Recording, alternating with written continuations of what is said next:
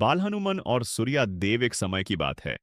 छोटे बल हनुमान अपनी माता अंजानी के साथ ऋषमुख पर्वत पर रहते थे। वे बहुत शक्तिशाली और चंचल थे। उनका मन हमेशा नए नए चीजों को देखने और समझने में लगा रहता था। एक दिन सुबह के समय हनुमान जी ने देखा कि आकाश में एक सुंदर तेजोमय लाल गोल्डन रंग का गोला चमक रहा है। यह सूर्या देव थे। छोटे हनुमान सोचने लगे, यह कितना सुंदर फल लग रहा है, मुझे इससे खा लेना चाहिए। अपनी बलशक्ति के कारण वे एक ही छलांग में आकाश की ओर उड़ गए। वे सूर्यदेव की ओर बढ़ने लगे। सूर्यदेव ने देखा कि एक छोटा सा बालक उनकी ओर आ रहा है, तो वे चकित हो गए। इंद्रदेव ने भी देखा और समझा कि यह कोई सामान्य शिशु नहीं है।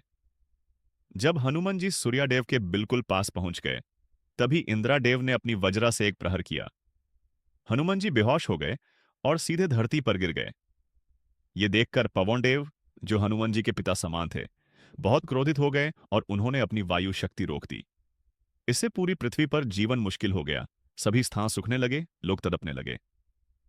जब देवताओं ने यह देखा तो वे पवन देव के पास गए और उनसे शांति की प्रार्थना की। इंद्रदेव ने हनुमान जी को वरदान दिया कि तुम अमर और अति शक्तिशाली बनोगे। ब्रह्मा जी ने वरदान दिया कि तुम कभी किसी शास्त्र या अस्त्र से नहीं मरोगे। विष्णु जी ने आशीर्वाद दिया कि तुम रम भक्ति और महाज्ञान के धानी बनोगे। जब हनुमान जी होश में आए तो उन्होंने सूर्यदेव से माफी मांगी और उनसे ज्ञान लेने की इच्छा व्यक्त की।